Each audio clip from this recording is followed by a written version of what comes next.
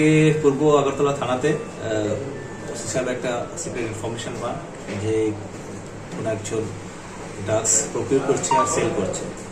Accordingly আমাকে inform করে, দেন আমরা একটা প্ল্যান করি।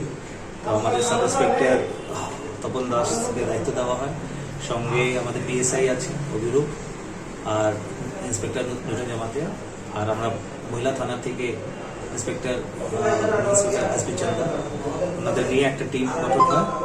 আর মৎস্যমণিতে শিশির কুমার বণিক, শিশির কুমার বণিকের বাড়িতে আমরা রেড করি।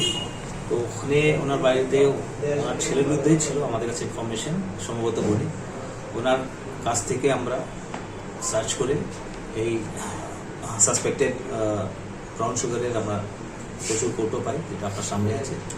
তারপরে আরও বাড়ি সার্চ করার পরে কিছু ইলিসিট লিগার পাই, যেটা আপনার সামনে আছে। তো এটা নিয়ে এখন ওসিপিএস একটা স্পেসিফিক এনডিপিএস একটা রিলেভেন্ট সেকশনে কেস নেবে।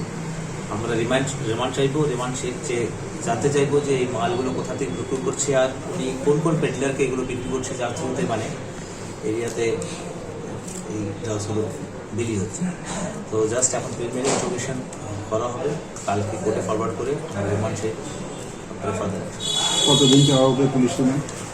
পুলিশ রিমান্ড তো এখন তো জাস্ট আমরা সিজ করে চ্যালেঞ্জ করছি, এটা তো ডিসকাশন করে বলা যাবে। এখন তো তখন তো জাস্ট এটা মৎস্যমণিতে বাড়ির থেকে জায়গাটা করছেন নামটা মৎস্যমণিতে একটা যে জেন্টস পার্লার, কি নাম আছে জেন্টস পার্লারটা,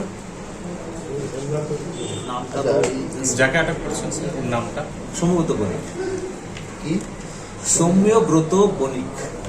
তিনি বাড়িতে কিভাবে গেছে?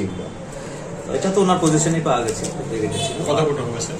এটা অ্যাপ্রক্সিমেটলি 40 অ্যারাউন্ড কোটা আছে।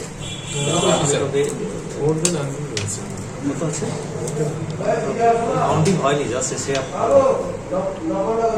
ফরেন লিকার কাউন্ট হয়নি, আপনারা জলদি এসে গেছে। ঠিক আছে।